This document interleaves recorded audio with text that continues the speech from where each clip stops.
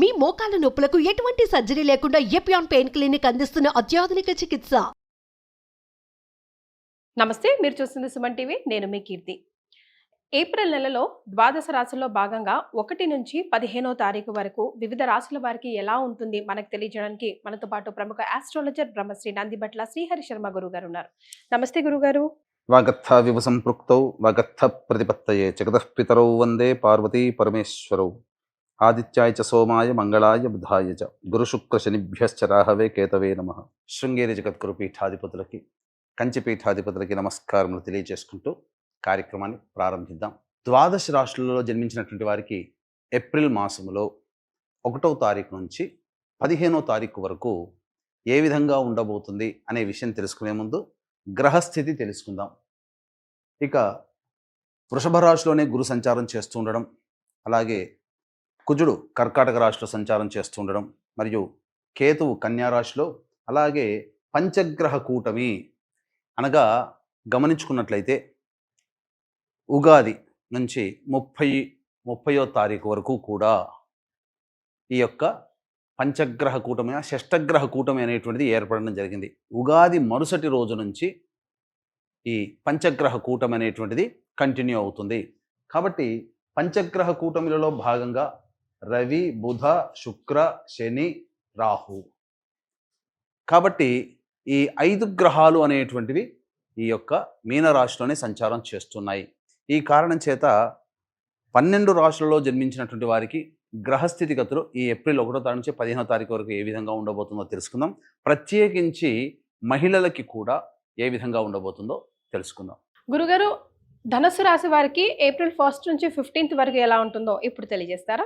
ద్వాదశ రాశులలో భాగంగా 9వ రాశి అయినటువంటి ధనుస్సు రాశిలో జన్మించినటువంటి వారికి ఏప్రిల్ 1వ తారీఖు నుంచి 15వ తారీఖు వరకు ఏ విధంగా ఉండబోతుందో తెలుసుకునే ప్రయత్నం చేద్దాం. ముఖ్యంగా ఈ యొక్క ధనుస్సు రాశి వారికి ఏలినాటి శని దోష ప్రభావం తొలగిపోయి ఆనందంగా గత 2.5 సంవత్సరాల నుంచి ఆనందంగా ఉన్నారు. కానీ ఇప్పటి నుంచి అనగా 29వ తారీఖు మార్చి నుంచి అర్ధాష్టమ శని దోష ప్రభావంలో ఉన్నారు. ప్రధానంగా ఏం జరగబోతుంది? కాస్త ఇబ్బందికర పరిస్థితులు ఎక్కువగానే ఉంటాయి. అంటే అష్టమ శని దోషం కన్నా అర్ధాష్టమ శని దోష ప్రభావం చాలా ఎక్కువ. అన్నిటికంటే మించి ఈ ధనుస్సు రాశికి శత్రుక్షేత్రము, శత్రు శని భగవానుడు గురువుకి. కాబట్టి ఎక్కువగా ఇబ్బందికర పరిస్థితులు ఈ ధనుస్సు రాశిలో జన్మించినటువంటి వాళ్ళు ఎదుర్కోక తప్పదు. గృహంలో చికాకుల సమస్యలు పెరుగుతాయి. ఆల్రెడీ ఇంటికి సంబంధించి నిర్మాణంలో ఉన్నటువంటి వాళ్ళకి ఆ ఇంటి ప్రయత్నంలో పలు చికాకులు, అలాగే అనుమతులు రాకపోవడం అనేటువంటివి తరచూ ఎదుర్కొనేటువంటి సమస్యలు. ముఖ్యంగా కొత్తగా తీసుకోవాల్సినటువంటి జాగ్రత్త ఏంటంటే ధనుస్సు రాశిలో జన్మించినటువంటి వాళ్ళు ఈ అర్ధాష్టమ శని దోష ప్రభావం వల్ల వాహనాన్ని నడిపేటప్పుడు జాగ్రత్తలు పాటించండి. ఇది చెప్పవచ్చు. మరి ధనుసు రాశిలో జన్మించిన మహిళలకు ఈ గురువు కూడాను అనుకూలంగా లేని కారణం చేత ధనపరమైనటువంటి సమస్యలు ఎదుర్కొంటారు. వచ్చినది సంపాదన వచ్చినట్టుగా ఖర్చు అయిపోతుంది. మళ్ళీ ఇతర ఖర్చుల కోసం చేతులు చాచాల్సినటువంటి పరిస్థితి ఎదురవుతుంది. అన్నిటికంటే ముఖ్యంగా ఆరోగ్యం పట్ల కూడా శ్రద్ధ వహించాలి.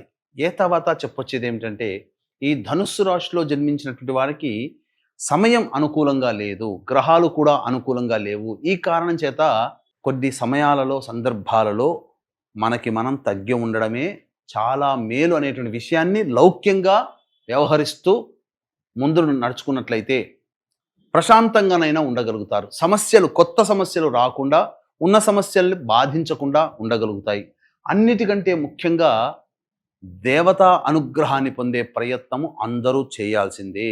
మరీ ముఖ్యంగా గమనించుకున్నట్లయితే ఈ యొక్క ధనుసు రాశిలో జన్మించినటువంటి ఉద్యోగస్తులు కావచ్చు, ప్రమోషన్ల కోసం ఆశించిన మేర ఫలితాలు పొందలేకపోతారు. వ్యాపారస్తులైతే ఆశించిన మేర లాభాల్ని పొందలేకపోతారు. ముఖ్యంగా నిరుద్యోగస్తులు బాగా కష్టపడితే తప్ప ఉద్యోగం లభించినటువంటి పరిస్థితి. కాబట్టి జాగ్రత్తలు పాటించండి. ముఖ్యంగా ఈ సంబంధించినటువంటి ధనుస్సు రాశిలో జన్మించినటువంటి విద్యార్థులు బాగా కష్టపడితే తప్ప ఫలితాలు పొందలేరు. కాబట్టి ఏది కూడా అంత ఈజీ కాదు అనే విషయాన్ని ధనుస్సు రాశిలో జన్మించినటువంటి వాళ్ళు గమనించాలి. వివాహం కావాల్సినటువంటి అబ్బాయిలు, అమ్మాయిలకి కొంత సమయం వేచి చూస్తే మరికొత్త సమయంలో వివాహం జరిగే సంఘటనలు గోచరమవుతున్నాయని చెప్పవచ్చు. అయితే సంతానం కోసం ఎదురు చూసేటువంటి వ్యక్తులు మాత్రం సంతానం జరిగేటువంటి అవకాశం గోచరమవుతుంది. కాబట్టి జాగ్రత్తలు పాటించండి. ఇక అన్నిటికంటే ముఖ్యంగా 1 నుంచి 15వ తారీఖు వరకు ఏ విధంగా ఉండబోతుంది? 1వ తారీఖు రోజున ప్రధానంగా ప్రశాంతత లేని జీవితాన్ని పొందుతారు. వృధా కాలయాపన జరుగుతుంది. ఏ పని యందు కూడాను ఆసక్తి అనేటువంటిది ఉండదు. ఇక 2, 3, 4, 5 తారీఖుల్లో గనక చూసుకున్నట్లయితే ఆదాయానికి మించిన ఖర్చులు ఉన్నప్పటికీ కూడా ఆ ఖర్చుల్ని అధిగమించగలిగే సంపాదన పొందుతారు. అంటే సాధారణంగా ఖర్చులు 100 రూపాయలు అనుకున్నప్పుడు 120, 130 రూపాయలు కూడా సంపాదించుకోగలుగుతారు. ధన ప్రవాహం చాలా చక్కగా ఉంటుంది. అవసరానికి తగ్గట్టుగా ధనము లభిస్తుంది. తద్వారా యోగదాయకంగా ఉంటారు. ముఖ్యంగా ఆనందంగా కుటుంబ సభ్యులతో గడుపుతారని చెప్పవచ్చు. ఇక 6, 7, 8 తారీఖుల్లో మీ ఆరోగ్యం పట్ల శ్రద్ధ వహించాలి. ఖర్చులు అధికంగా ఉంటాయి. ఏ పని చేయాలన్నా ఆసక్తి ఉండదు. అన్నిటికంటే మించి ఒక జిగ్జాగ్ లాగా ఉంటుంది. ప్రతిదీ కూడాను డౌట్ఫుల్గా జీవితం 6, 7, 8 తారీఖుల్లో ఉంటుందని చెప్పవచ్చు. ఇక 9, 10 తారీఖుల్లో కనుక చూసుకున్నట్లయితే సంతానం మూలకంగా ఖర్చులు, సమస్యలు, విభేదాలు పెరుగుతాయి. మరీ ముఖ్యంగా విదేశీయానం, విదేశీ విద్యకు సంబంధించి చేసే ప్రయత్నాలు కాస్త ఇబ్బందికరంగా మారుతాయని చెప్పవచ్చు. ఖర్చులు కూడా అధికంగానే ఉంటాయి. 11, 12, 13, 14, 15 ఈ తేదీలలో ఉద్యోగం కోసం ఎదురు చూసేటువంటి వ్యక్తులకి ఉద్యోగం లభించడం, నిరుద్యోగస్తులకి ఉద్యోగం, ఆల్రెడీ ఉద్యోగంలో ఉన్నటువంటి వాళ్ళకి ప్రమోషన్స్ సంభవించే అవకాశము, అనుకున్న స్థాయిలో కంటే కూడా తక్కువ స్థాయి స్థితిగతులు ఉన్నప్పటికీ కూడాను ఆనందకరంగా ఉంటారు.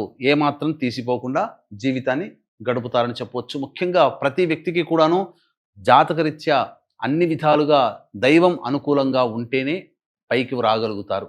కాబట్టి కాలభైరుని యొక్క ఆజ్ఞ అనుసారము ఏప్రిల్ 18వ తారీఖు రోజున కాశీక్షేత్రము కేంద్రముగా 1 సంవత్సరం పాటు మీ యొక్క సంకల్పం నెరవేరాలి, మీ యొక్క జాతకరీత్యా ఉన్నటువంటి దోషాలు తొలగిపోవాలనేటువంటి ఒక సదుద్దేశంతో సంకల్ప సిద్ధి, సర్వదోష నివారణ పూజలు, హోమాలు అనేటువంటివి జరిపించడం జరుగుతుంది. అవకాశం ఉన్న వాళ్ళు ఈ కార్యక్రమంలో నమోదు చేసుకునే ప్రయత్నం చేయండి. తప్పకుండా దేవతానుగ్రహం ఉంటుంది. ఈ సంవత్సరం అంతా కూడా మీరు ఏ పూజలు చేసినా ఆ దేవతానుగ్రహం మీకు లభించాలి అని అంటే ఆ దేవతాశక్తి మీ తోడు ఉండాలి. మీరు చేసే ప్రయత్నంలో కొన్ని ఇబ్బందులు ఉండవచ్చు కాక దేవతా పూజల్లో, కానీ ఈ పూజాది కార్యక్రమంలో నమోదు చేసుకోవడం ద్వారా సంపూర్ణమైనటువంటి దేవతాశక్తి మీకు ఉంటుంది అని చెప్పడంలో ఏమాత్రం సందేహం లేదు. అవకాశం ఉన్నప్పుడల్లా ఈ కార్యక్రమంలో నమోదు చేసుకునే ప్రయత్నం చేయండి. ఈ యొక్క రాశిలో జన్మించినటువంటి మహిళలు చాలా మటుకు సమస్యలు ఎదుర్కోవాలి.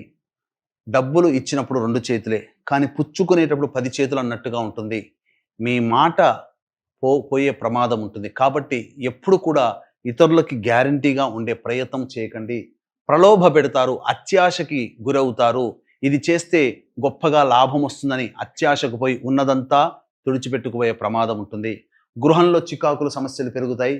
అప్పటి వరకు మిమ్మల్ని గౌరవించినటువంటి వాళ్ళు గత కొన్ని రోజులుగా మొహం చాటేస్తుండడమో, లేకపోతే మీ అవసరానికి ఇతరులు స్పందించలేకపోవడమో, లేకపోతే మీరు పొందినటువంటి చోటనే గౌరవ మర్యాదని కోల్పోయే ప్రమాదం ఉంటుంది. కాబట్టి కాలము, సమయము అనుకూలంగా లేదు. ఇప్పుడు గ్రహాలు కూడా అనుకూలంగా లేవు.